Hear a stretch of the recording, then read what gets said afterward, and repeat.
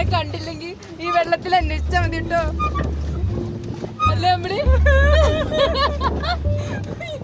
വേണ്ടോ?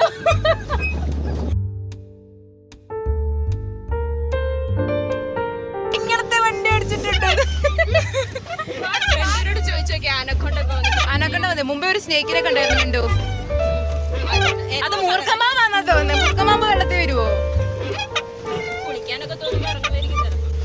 അമ്പിളി